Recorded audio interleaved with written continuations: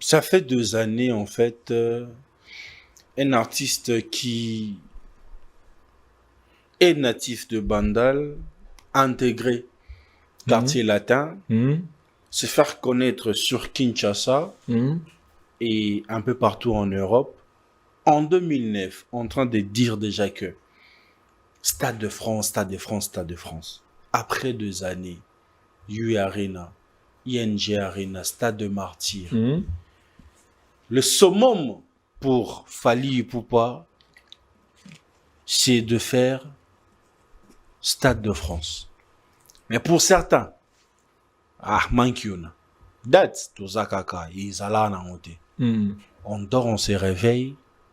Fally Ipupa publie sur ses réseaux sociaux officiels l'affiche, la date, le spot, il y a Stade de France. Au-delà d'être les Kayaya, Mhm. artiste et musicien que tu es, Congolais que tu es, natif de Kinshasa, quel était ressenti quand tu vois un artiste comme ça aller de sortir de rien et aujourd'hui, Kocha date na Stade de France? Na ventone nengo tangi wana kombo musunga na otanga te. Comment faire au Ba Tangate? comprendre mba moko. Comment faire au Tangate? Ke ba pesinga combien? Fali ou moi tant de faire ça. Wana kala na lelo ko pese su opportunité wana te. Wana pese su makambuti. C'est wana pesa kai makambu. Awa ozo makambute. Mais bon, faut filer l'actualité comme question na bien. Jamais fallait akosa makambu. Pona mutu oyo asa l'actualité ngo oleza la date ya événement moko boye ma actualité ya ko manquer perdre nos respect. Est-ce qu'il fallait ako contrer ako kota na buzo wana te? Il faut le barakulutu papa te zakulutu. Bozo encourager les man. Balobi ke ya wengete babanda bakiya kotaka wenge 4x4 balongwe wenge 4x4 na kulutu na yende bakinda ba créer siko wenge maison mère. Et ça histoire si moi beti siko pone ça bino passé. Ngana tanto bando tala bando benga na président. Taba conseil bando beta makombo na nezali na babandero. Oza président mais tokina to créer board. Il faut boyer il faut boyer kola ko yebisa ba artiste vérité. To ça l'effort to longwa na buzoba. Ndeti nini buzoba to lukela ngo formete to tsango ba nyovi to tsango ba sil to betango makeup to tsango mo banzaka ba soigner ngo oyo bengi buzoba. Nini oyo zo benga buzoba. Poyo yeba ke wapi. Lokwa bolo ba fallait respecter ka batute. En quelque sorte ngana moni vient nga aigle a penser batumatoi. Omoni makambu vie la ga aigle salaka. So la dia go pour ça ba analyse. A penser un truc comment? Biso na nubwe.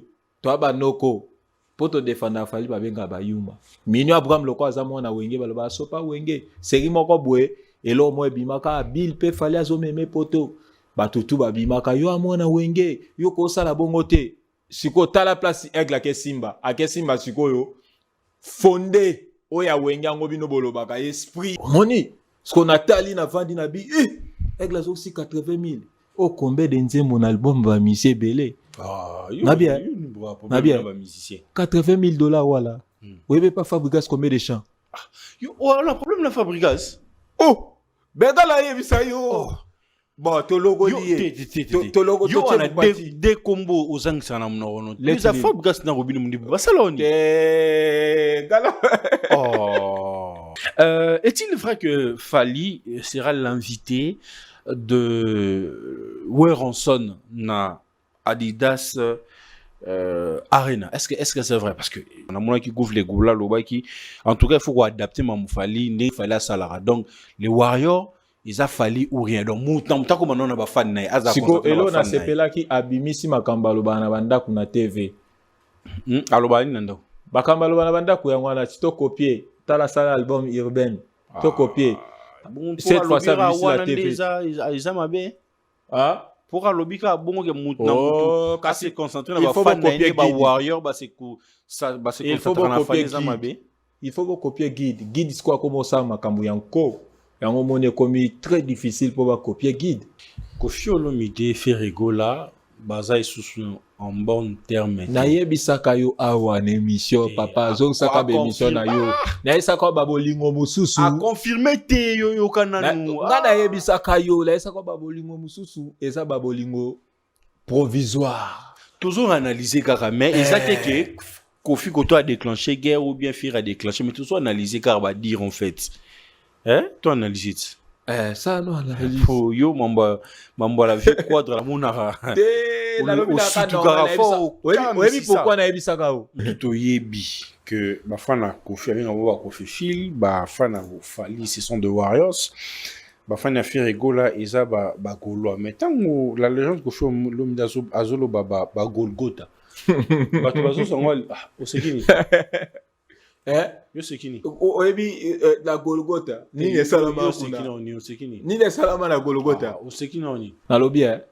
Ventoni akoki koyina président ba Golgotha na sens nini nalobi na sens nini Splendeur menga la tulio tiobi na tuni akoki koyina neti na sens nini Ventoni abeta ba martyr makambo Ventoni na sali Splendeur mambozu sala nalobi makambo Ventoni na sala na wasali Splendeur mambozu sala oyebi ke Jordan on sepela note Kalunda on sepela note oh mais aliter opéra milabo ayebi ke na obeta ba président ba Golgotha nde nani sko omonaka na mboka soki neti Léopard ekepe na coupe du monde ezobeta to demi-finale moto nyonso atiaka Léopard poa est-ce que vous comprenez donc mamu nationalement mboka awa toza na posa te moto atia Fali poa mais tozaka na posa ata attitude bomona ke congolais moko de bandal de maya makelele atie Stade de France récite soki eza total récite pesa total pour na ba congolais tout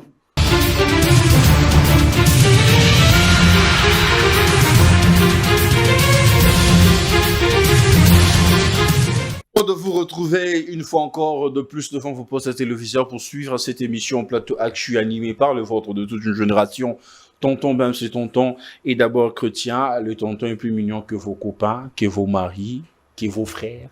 C'est de cette façon-là que nous faisons notre entrée, quel que soit ma mariée, mais bon, on va le faire comme ça.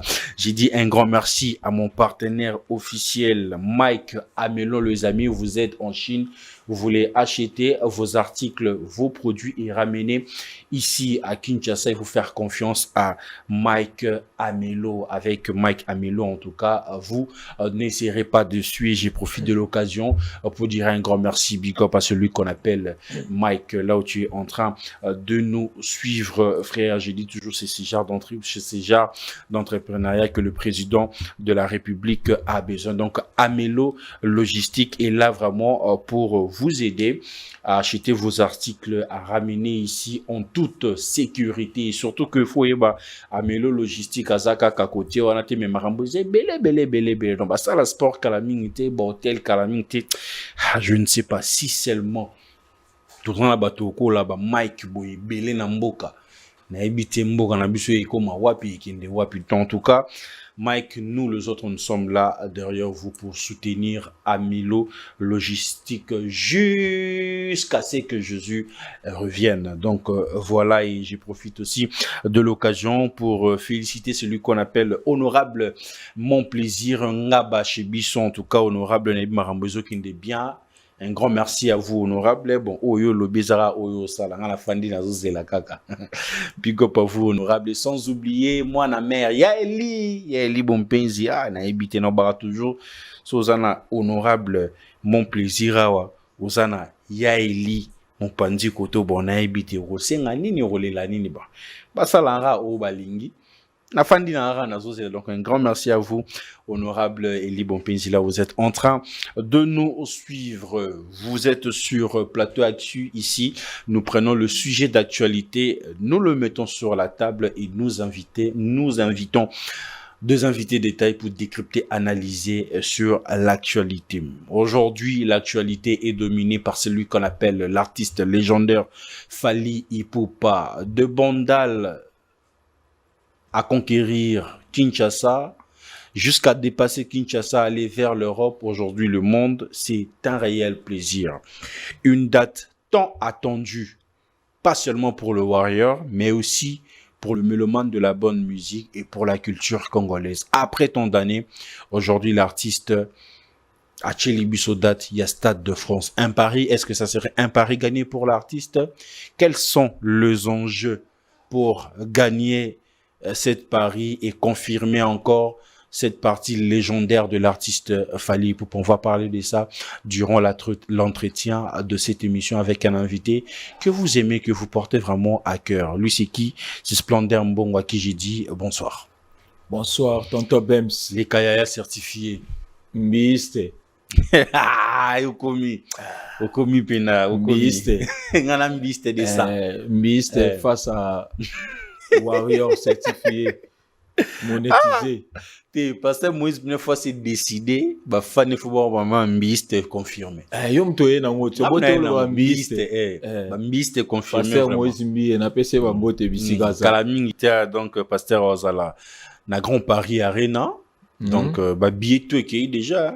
Ye ezala mamo discuter te. Donc après ça biso ba nzembo bien. A continuer ka couper ça biso nzembo bien. Ya zala rasikoyo chanteur te mais musicien. Abna complet. Poko zala au-delà ya chanteur ezakoza musicien. Poso mutaza musicien.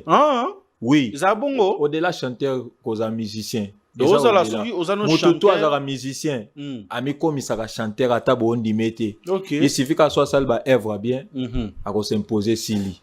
Donc parce que papa Lutumba azaki chanteur te musicien ma s'imposa. Soza musicien on a 1000 chances à s'imposer. Pour s'imposer. Na pays na. Parce que Moïse Mbiso est musicien. Musicien. Mais ce que oza chanteur c'est compliqué pour comment on a rien à bas. Pour comment musicien. C'est difficile. Et puis au moins que ça la rotation pour s'adapter et ça va très difficile. Yango ba chanteur musu ba tika la ba chanteur azasko na pour ça ba musicien. Yango ba benga passer Moïse Mbi maestro ko. Oui, maestro pas un musicien. Un musicien. Et puis t'en as le musicien. Aza auteur, compositeur, aza chansonnier. Apna complet. Voilà, ça la randembo. Aza instrumentiste. C'est tout. O eleki koza chanteur yangwana passer mbi aza na tinata wele la ke na chanteur. Déjà aza musicien. C'est une grâce qu'aux abnana passer Moïse Mbi.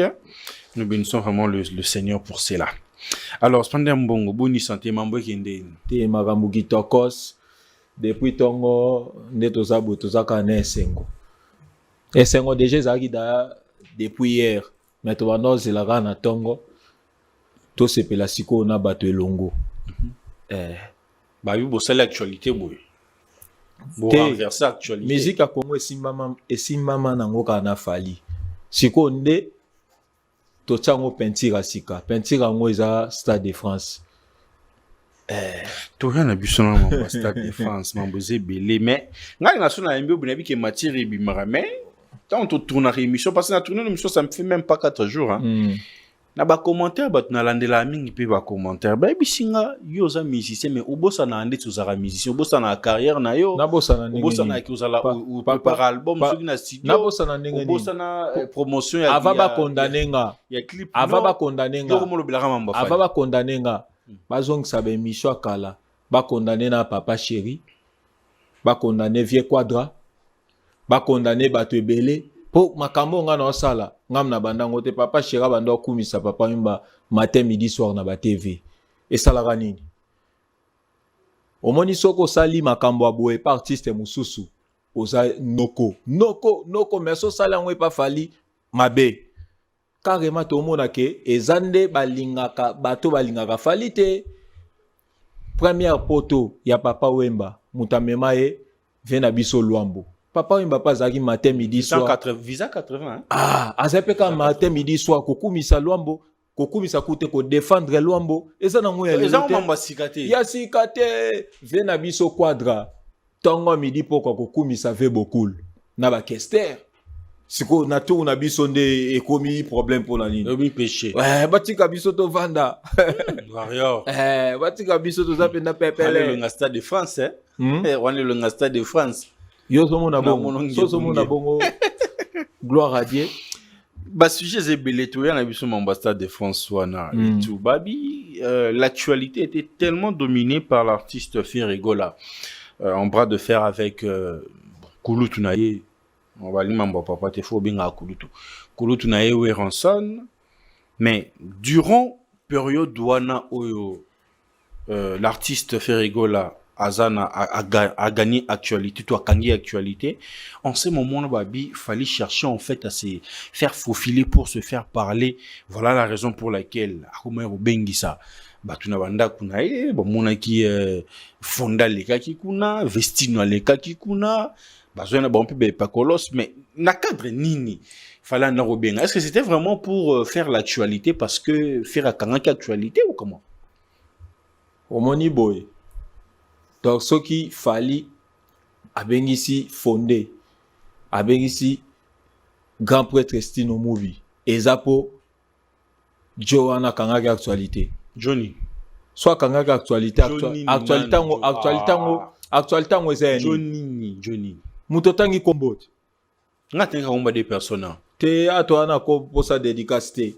Il suffit qu'il y déjà combo si na tangi combo ya papa Ferregola na we Ranson yo combo nyozo nga siko na tangi Stino ba combo tangi vena biso Stino na fondé na ventone nengo tangi wana combo musunga na otanga te komba faire otanga te ba comprendre mba moko komba faire otanga te ba pesinga combien fali uye mo atanga tu faire ça wana kala na lelo ko pese so opportunité wana te wana pese su makambuti c'est wana pesa kai makambu awa ozwa makambu te mais bon faut filer l'actualité comme question na bien jamais fallait akosa makambu pona mutu oyo asa l'actualité ngo oleza la date ya événement moko boye ma actualité ya ko manquer perdre nos respect est-ce que fallait ako contrer ako kota na buzo wana te il faut le barakulutu papa te za kulutu. Besoin encourager les mâles. Ah papa, mutalobi ye moko biso to na bana sala nini? Besoin encourager les mâles. Batanga songana boya. Besoin encourager les mâles. So mutakoti na quatre orchestre. So na yembi disque te. Azana musicien orchestre te na Congo ezaka bongo. Yoka tokende bien. Tobi ke to lobe mo stade de France mais awa branche au fongoli to mekana ko expliciter bato. On comprend. Ndeko na biso vena biso kulutu na biso artiste mboka. Alobi ke ya wengete babanda ya kotaka wenge 4x4 balongwe wenge 4x4 na kulutu na yende bakinda ba créer siko wenge maison mère. Esa histoire si mo abeti siko pone ça bino passé. Ngana tanto banda tala babanda benga na président. Ta ba concert banda beta makombo na nezali na babandero. Oza président mais tokina to créer board. Il faut boyer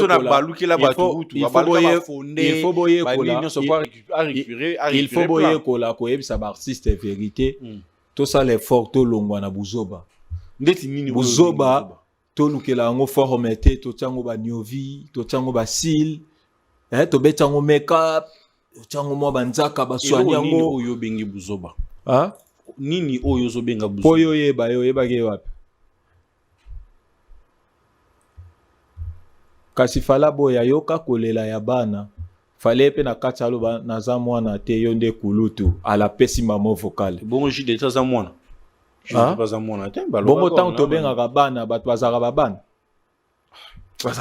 te compliqué nga toujours nga mambo ba stino na ba fondé idée za kinini fala ngabo maka actualité ya te ngabo mambo kulutu zonde congolais balobaka fallait respecter benete baloba bongo ti sko fallait respecter benete kaka po asali makambu obene basala ayeko baksa makambu obaene bazangi kosala yango kongola benga yango eza manka ya respect donc fala vanda ka stino mubia suka awa te ya to ana vitesse meto le kanzila na testino so le ki et manquement respect est-ce que ça fallait sala ka boulot le quoi bolo fallait respecter ka batute en quelque sorte ngana moni vient nga aigle a penser batumatoi omoni makambu vie la aigle salaka so la dia go pour ça ba analyse a penser un truc comment biso nanu boy to ba noko poto défendre fali ba benga ba yuma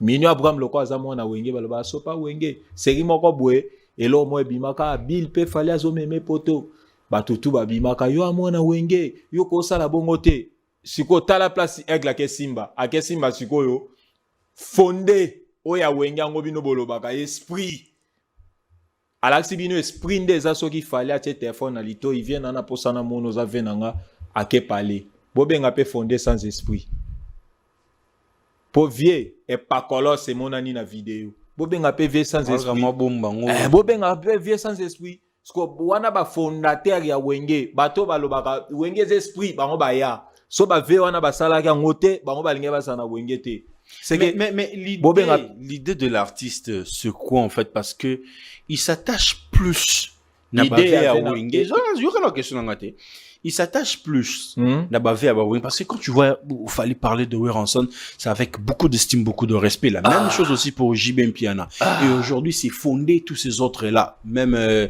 Blaise Boula et tout mais place Oyawuti en fait c'est quartier latin mais il n'est pas attaché avec ses grands frères à quartier latin ni encore avec le père fondateur il y a quartier latin mais c'est plus Wenge aussi longtemps il habite en Wenge et ça logique bakomo wana tu otangi nani yango monaka méchanceté na ye envers Fally som tazano bien yo posane bien ezate ka som tamu kolono azano bien te yo lobi yambanga ako chope mbelit yo monate mukolo azolinga na ye yo te mais yo zolingo lakseka ka yo za respect oyo pese mbote na miso bato ayibiso ezamba suka ngana camarade no ayibiso pesa ngambote e salonde ni na miso bato yango ezape Fally nenga zala muto azana ye bien ozane bien na soto fongoli parenthèse mususu azo valoriser bato ya talaki kala azo tala niveau bazaleli loko azomona yaza na puissance na force ayibi ke ba vieux biso totala bango bazalaka période mom na force nazwa na pousa ba vie pembeni ta mususu mwa kokoso mikakatano ovia zanango mibale to misatu ata na osala mwa 100% te na salata na moitié yango eza Fally azosa soki vie na biso fonda zaki na problème a poto na limite Fally azanga otele 5 ans te na lobi soki azala ki alinga chela e po miso Fally ezokendeka kotala ba valeur bato basara musala auparavant bien o balaksa biso pe nzela azotala nani ana muto azana difficulté Fally azo aider démarche Fally zaka bongo démarche Fally zate ke amoni actualité moko boya buzoba ya ko cha Fally ye moko nanu déjà actualité ata Fally ne kimia bato amona mabe taka mutapi azana date mapi mel biso date bato ba silika date na emoko maboyi ne ko cha bato be basiliki omoni soto banda ko loba te mais acha date kala potati deje so malango pe kala abando atala sona che e bando bimondire pression ya batu atiki penda batu ba komiti na niveau baloba stade aneza na ngote za makio na batu balembi après ya yocha to yana biso ambassade de France voilà. Ça qui met dans la bande donc kobenga vie na biso pestino mubi ezaka amondi ke vie atalaka pe ba vie nde na lobi ke mais sur point voilà. On a pourquoi par exemple azo benga ndeti ba vie na ba concert ndeti Aubing ça vona benga ba tumsuna ba concert mais bango plus ezaka ndako bongo soke za bongo yo eba ya lo bani lo te est-il vrai Fally Kabara ba $10,000 wana sikwe koma likambo chance mutu mais bisinga na zo ki message mo bisinga tu peux jamais aller chez Fally et sortir avec $1,000 ça 2000 te ça 2000 te loba tambo na mbongo te to atambo na mbongo mo boye et ata musu 5,000 to 6,000 7,000 ngana mona Fally ko kaba kabina ngamona o compter ba 40,000 jour ya showbiz fena biso lokwa kanza ya ka jour ser na biso pe ikade yonga yaka famille pe ya grand frère na biso a bando bwaka ya nene na Goma famille pe bazalaka wa sko marque jour Fally apanzela ka mbongo jour wana so ayebisi kaka dilaso pesa 3,000 dilaso pesa 1,500 dilaso ngamo nazo compter na tête sko natali ke joyo apena mvandu on comprend musicien à part aux musiciens ça pena mutambongo donc aba bongo Bon, nini na bien nga pe jour au photo bomona ke belé nazo 3 Shabbat 3000 yo pe rumo à l'occasion de rien yo ba bi pour mo Alexandre trop na nini yo au fanda rabu komi live o mbongo nga la komela la viete fanda bo komi o mbongo ni na bien pour na l'accès à téléphone te so na l'accès au chombo awa ata 10 messages na vie zatin banda to yebana na vie to bengala ka 5 fois 5 fois wana pe ezata o mère abande ko bela ah petit ata listati ah na moni oza mère na hôpital et boza pe au campus ça va di la sozo bengo sana singa traitement kende papa a luka lande la vie moko merci konde ni na bi se vie mère adaye di la so asololi o mona makam to bengana asa camarade nanga te to bengana so moni ke prêtre abengio pena na urgence ya troisième fois eza na betaka mbata na vimbisa garantie ya palais na vimbisa garantie ya palais ayebisinga ti passe à la maison ndeta on a kotaka ndakotanga na TX place na mona zongisa siko $80,000 ya nzembo yaza na posa 100,000 muta na 80,000 aisi muto ana so na yebaki na linya na koma teta na tunyo prêt oyebisinga prêt mais na ye awa ola sanga 80,000 boule na yeza ki keso ala isi prêtre 80,000 arozwa po moida 80,000 muta tika na 20 shaba ya bitezwa zongisa alongolika na la wana 15,000 apesi fali po na transport omoni sko na tali na vandi na bi egla zoksi 80,000 o combien de nzembo na album ba misie belé na bien $80,000 wala webe pas Fabregas combien de chants yo wala problème na Fabregas bega la yebisa yo bon to logo lié to logo yo ana de combo ozangisa na mnono les Fabregas na robino mundi basaloni gala Nathalie Sopembe Nathalie Sopembe combien de chants 80,000 chab 800 10,000 10,000 et pas Fabregas Sokyo Kiti et pas Mundibu 5,000 ou combien de chants ataba 20 chants album et coquille mais ya zozo ça on a un moment artiste belé kaka o comprendre ya zozo ça on a un moment et pas 8 ans à 15,000 tozaki wana na King Chris wa film wana tozaki na vena nga dilaso tozaki pe na chauffeur ya vie webi na la wana longola nini abendi kaka 3,000 ya tika na 12,000 na ve dilaso pe na kacha bibo kabola 3 shaba omoni afongwa maka donc au l'actif déjà nini maboko pete Fali maboko pete c'est bien est-il vrai que Fali sera l'invité de Werenson na Adidas Arena est-ce que c'est vrai parce que il y a pas mal de gens qui parlent de ça en fait na landai ba mission so apoto ba bike arobengi sa yaya yaya ba biagi ezara Fali. Est-ce que c'est vrai que Werenson a bien sa Fali na Adidas Arena? So Venton a bien ici aigle problème est atteint. Na ndimi peut-être que Venton est-ce que ça pena officiel ko bengi sa wana Venton déjà imoka lobiango.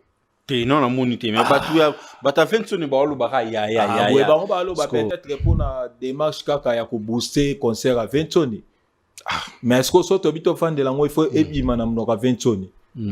Poso Venton na bengie vena biso Fali so Venton de pena bengie po bengie concert de la forêt pena au mona pena téléphone a dilaso ezalana et filmer pour vie akende na boostage mususu ya concert à vie. Ah, c'est surprenant, non, moi je suis pas d'accord. Tu sais pourquoi? T'es obi pour Anine. Parce que balobi, bon, boostage, ça peut na boostage qui est 20 choses oui, mais pour ba filmer ngosoka ba boaki kana réseaux sociaux et go booster pe concert. Et go booster concert mais et go zala vraiment un résultat au yozo lobate. Pourquoi je dis ça? Parce que balobi ba fan ya Fally ba Warriors pour eux en fait, c'est Fally ou rien.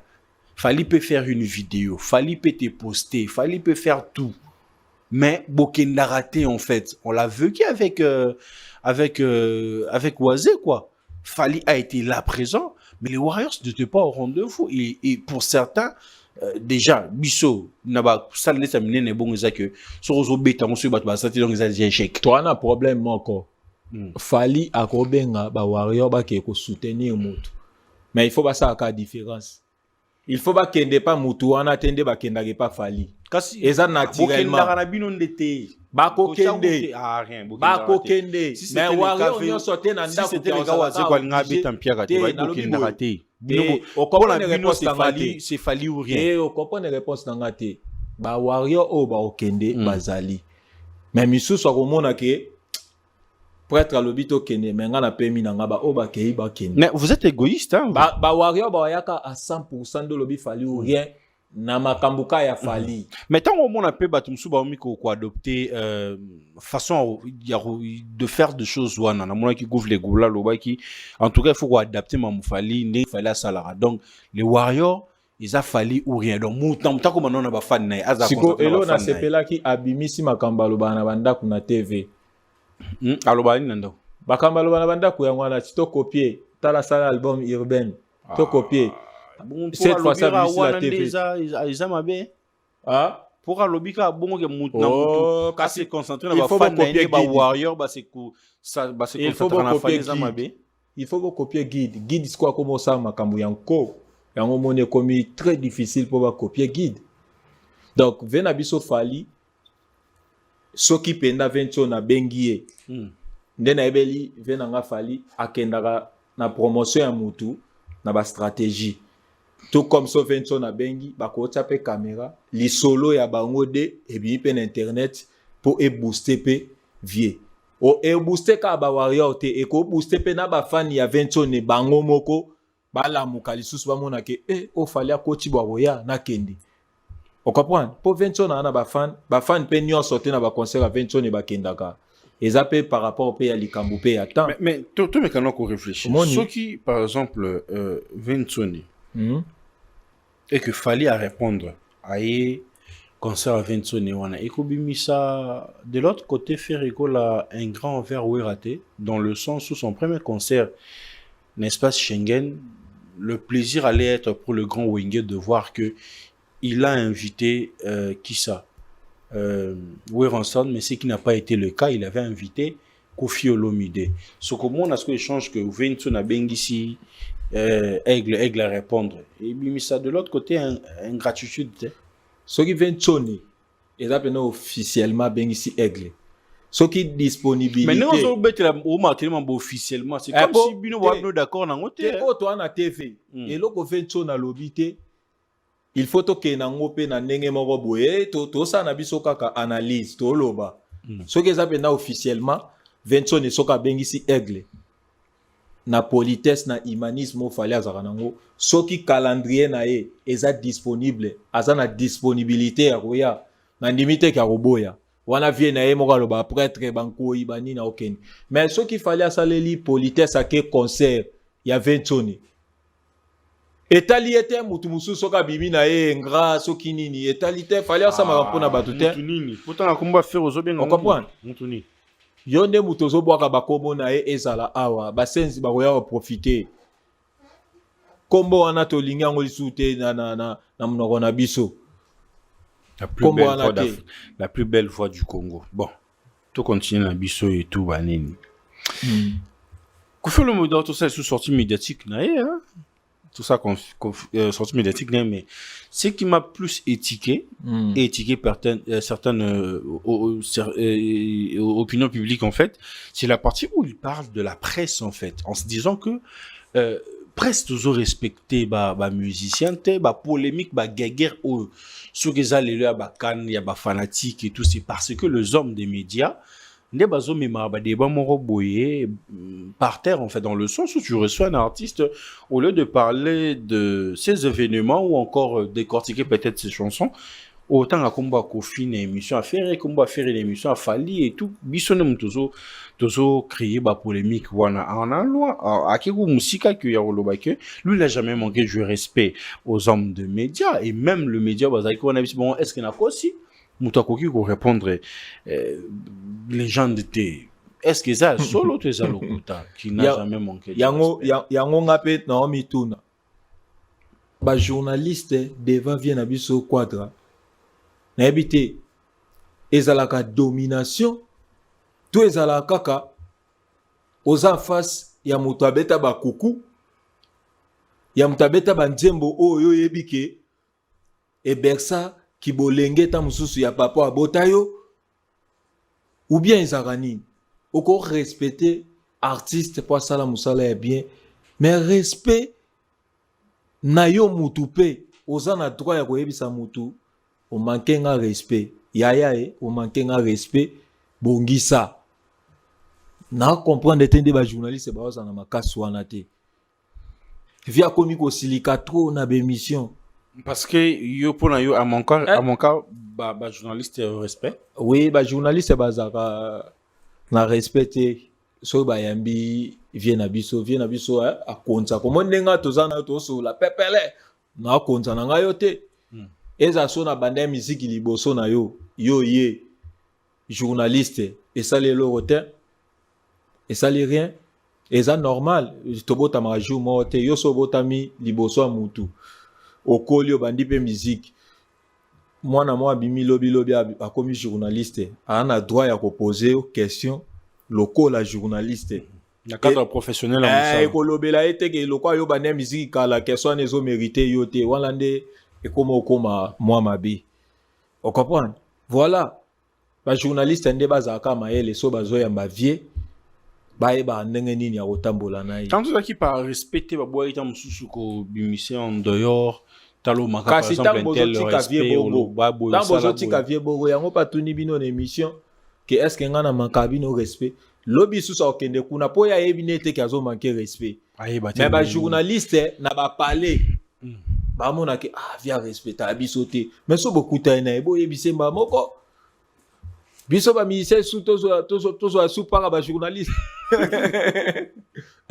omoni ba ko ka viete ba ko ka te ba yebisa ka vie voilà mais dans cette même émission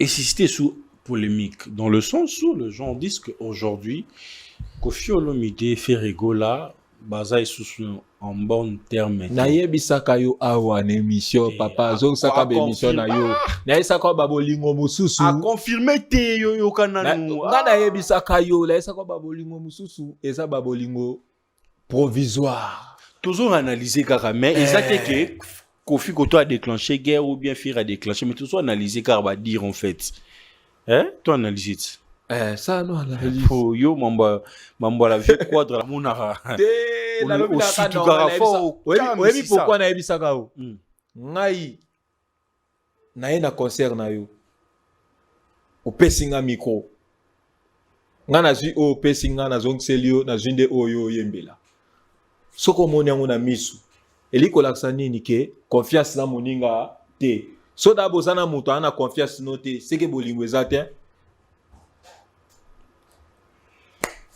continue now yo eza urubino continue là fabrique omoni batu misusu omoni mona bango fort omoni ba artiste belé o vierambo azaka na bango azana bango provisoire pona colère ya kozanga fali yo zongo bongo na bien série vierambo azaki na fali bien est-ce que azana na tina kozala na ba musicien abanda mona DJ Kokiti mais c'est quoi commis pour embrasser tout le monde mais soka yebi ke yo na fali courir les quartiers azano provisoire Charles ano bongo ayeba ke yo wana na safali mabando tombolo kaka nanko na kanai o vie quadra sala reza lokola ke papa beba net na mwana ne ayebi ke mwana za na 15 ans mwana mutu mususu aye acha yoza 10 ans o wana maite o nde 18 ans na kanai mais tout le monde ayebi ke mwana za na 15 ans ya o vie quadra sala mais biso tout yebi que ba fana Kofi avec ba Kofi Phil ba fana Fali ce sont de Warriors ba fana Firigola eza ba Gaulois mais tango la légende Kofi Olomide azolo ba Golgotha ba to bazo sango o sekini yo sekini o ebi la Golgotha ni le salama kuna ni o sekini ni le salama na Golgotha o sekini oni kombo walo begi ti Golgotha va ça qui arrête tout ngalo baba Gaulois tende rien via eba kinda lobi Golgotha ebi via fane pala lo baga yo lo ba Golgotha ayebi mais pas une attends qu'on va faire été sur ba point bon mais comment ça le Gaulois bon en fait l'opinion publique s'en prend sur ces points là pour nous loba qui était va bengi ba Gaulois ba Golgotha ebandi na goat yango na ekeni mama Golgotha Gaulois Golgotha Gola yango na bems et puis a martela lobi ke makambu ya kozala mutu à 100% ezoboma musique ya Congo eliko laksake muta beti loboko na mesa trop c'est trop to komba balaleli mutu abeti atape kopola nyonso yango wana nani swa poli tangu via zolo ba Kofi Phil na ba Kofiette baza ba fana nani ya vie quadre parce que tangu mutazolo ba isusu ki fanatisme et bomi musique ya Congo c'est que tika ba Kofi Phil na ba Kofiette pe baza libre tinda bango ba ke Stade de France tinda bango ba ke le concert a mutu nyonso te mutu na ba fan na ye bongo mutu na ba fan na ye bongo. Donc on peut se dire aujourd'hui que entre Ferina n'avait quadra moi tension pe rosal tous les arènes publics ni mtezo et alimenter le roman mais ala ngote bazaka na ba pe bien te bandakala pardon bazaka na ba pe bien te bandakala na bazaka bien te bandakala boso ba bat ba kuta la seki baza bien oh t'as bien que na concert bazaka bien te bandakala kala esa hot yo le biso bon elonye le biso bon ba réaction tant bat ba kuta naka ezala ndenge nini Ligue des Champions bazaka bien te bandakala bazaka bien te donc ba que relation bon il y a relation moko boy il y a hypocrisie la même chose ndenge bo traitera relation lokola il y a Ferena lokola na bien te tuna ewera na lobia Ventoni akoki koina président ba Golgotha na sens nini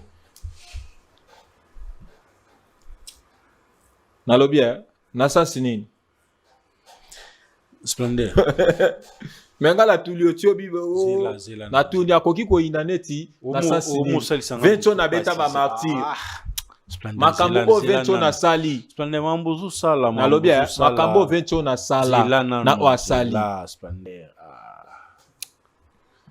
mambozu sala obike Jordan on se planote Kalonda on se planote mais aliter opéra Milabo ayebi ke na beta ba président ba Golgotha nde nani na créance lusala l'ingilo le plus célèbre ayebi makambo na beta za ba vérité président ba Golgotha nde nani Junior Bola ya Belinda Bola nani nde président ba Golgotha ozolo ba président ba Golgotha nde nani komba makambo kotanga ba kombo esate yo moko zoyeba mama toloba na basine kele banini yabi Golgotha za place ba bomara yesu ato memi commercial na musique sko tozo utiliser kuro babenga sténographie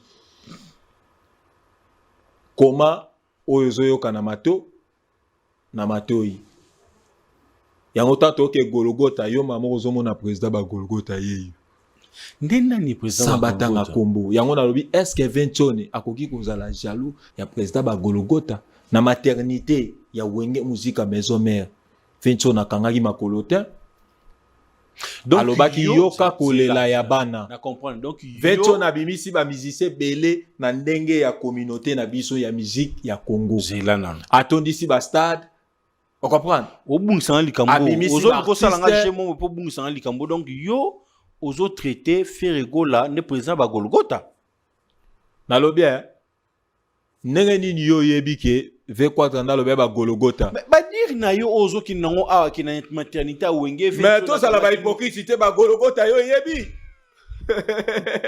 to sala ba hypocrite gaza hypocrite nde V4 tanga ya kombota lobeka ba Golgotha ngana ko tangele kombote ngape na eka na ba Golgotha na vandi wana so bolibo finga ava bo finga nga bokena pa V4 pourquoi yo bimisaki ba Golgotha po ba lobaka mukolo soka zola ksabino nzela malamu il faut kolanda V4 laksi nzela malamu ba Golgotha gasko la boy nganani est-ce que gala la futa chalo rien na la dila ba Golgotha oboli na Golgotha on comprend tout passe veto nazane auzara ennemi na ye pona nini yango o ya sali na miso avento nazomona ke ya sali makambo lekanga ezana nuten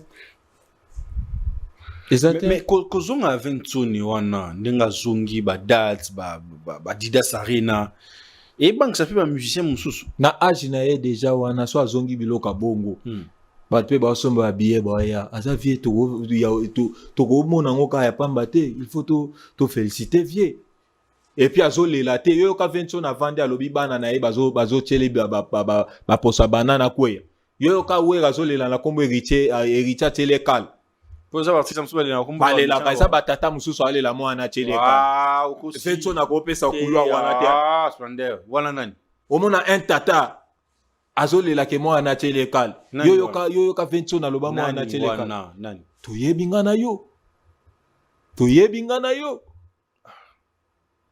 asa makamne bwa kokite o mwana nanga asa makamna kokite o fali asa makamna kokite o fali yo kasko vento ne mukolo nini aloba ke muta salinga boye JDT muta zongi singa boye rien vento nazaka silence na ye yango na lobaka so fali azo gagner Congo mobimba po ba artiste tout o bazana Congo basala makambo fali akotia bango na kata mela bango na mnoko afantia bango fali ana charisme papa chéri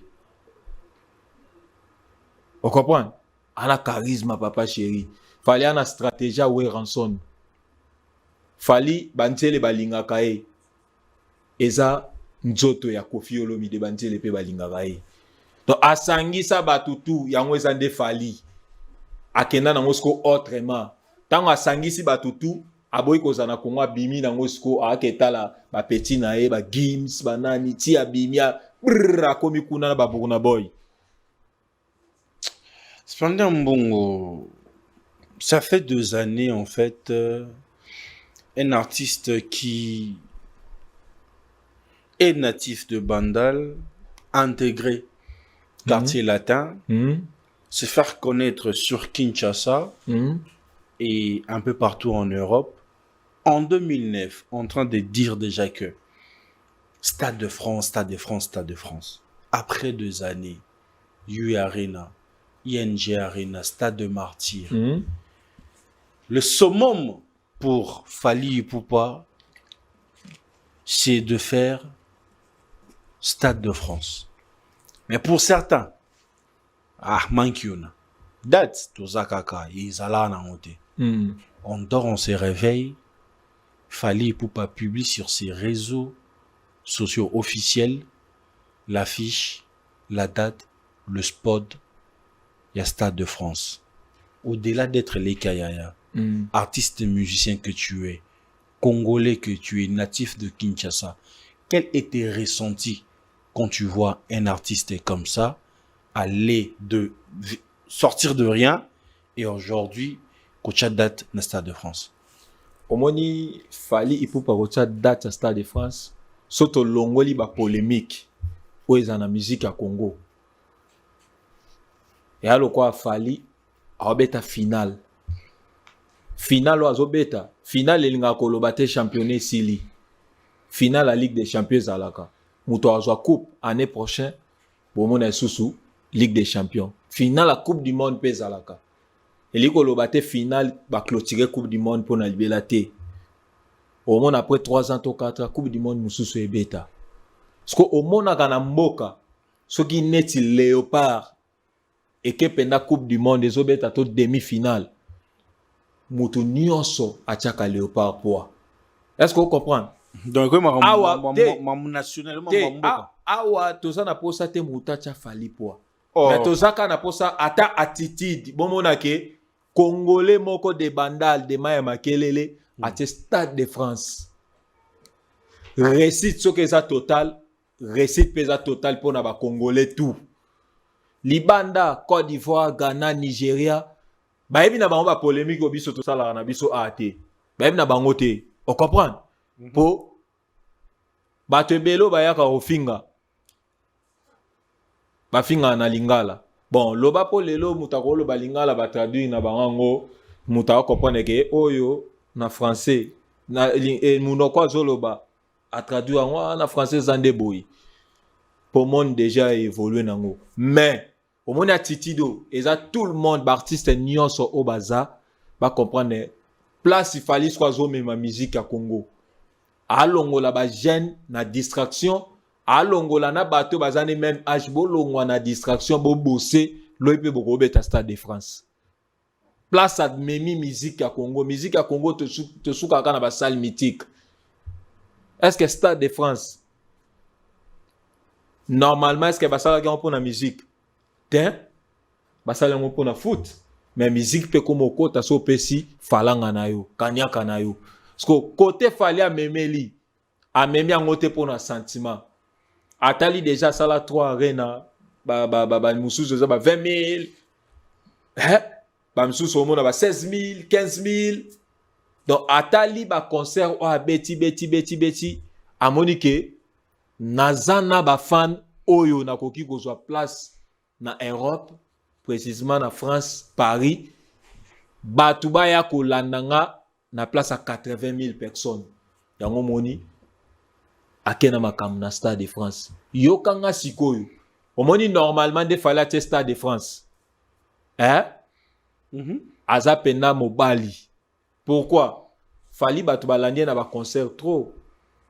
Mais c'est question batu basombi ba billet trop abeti déjà ba 3 sikoyo voilà mais Stade de France particularité de Zalani siko tala magie à Stade de France niveau ya batu azo sepelanga na yo toyebi depuis date ebimi niveau ya batu azo sepelengi ko laksa ke batu ba lemi falite mais exactement asaka na énergie sikoyo et ana ba artiste oyo ta on a lobby fallait a memi musique na Stade de France so ba vandi.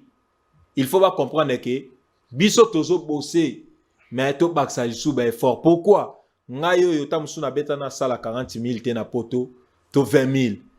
Mais son a tie date na beta rapé trop te.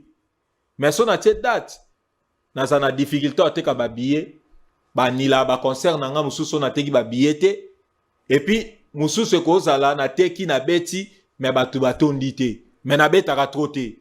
Mais na ba nzembo. Eliko laksani wana banzembo obeta ka trop te metango obeta batu bazoya te muto azobeta trop azotaka badati me batu bazoya seka lekibino po muto yo akoki okata banzadi na ba billetterie batu baya te zande fali po abeti trop misa ba consomme so ba pesa de fali abeta acha badati me beta mana ngote bon te ko cha badati kobeta te ezeloko mususu soki ba annulé ezeloko mususu mais fali ataka ba date soki beta mite date mususu yaka neti tournée ya Amérique ezobimati tournée Amérique indela bino mais to ça te Stade de France papa to Stade de France pe bobo ya kawati ngala bande ko ba date ezobima c'est compliqué te tournée Amérique ezobima pe po fali déjà liambongo etikali ba date bima producteur azongsa mukena yi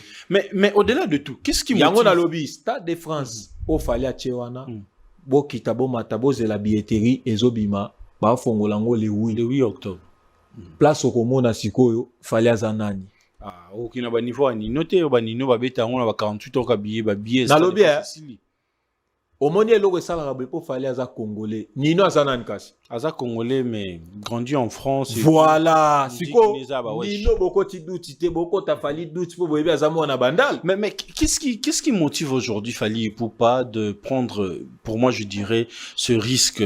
Il y a Stade de France parce que 3 Arena déjà c'est bon, Stade de Martyr déjà c'est bon.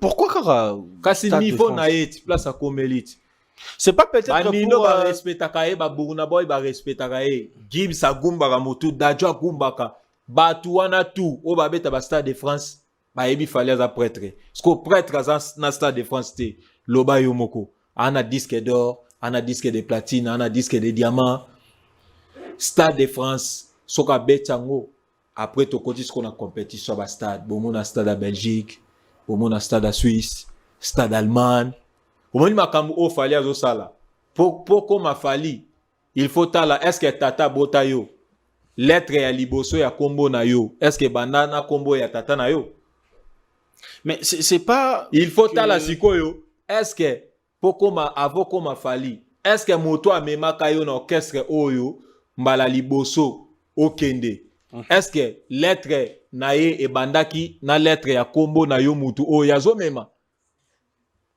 soko tali Fally Ipupa mutu amema ye na quartier latin eza vie na biso Foster Diatta Ah, Isa Nani. Bébé. Eric Tuti. Eric Tuti akine kaka na o babenga yango complément Ene bongo. Foster Diatta Ok.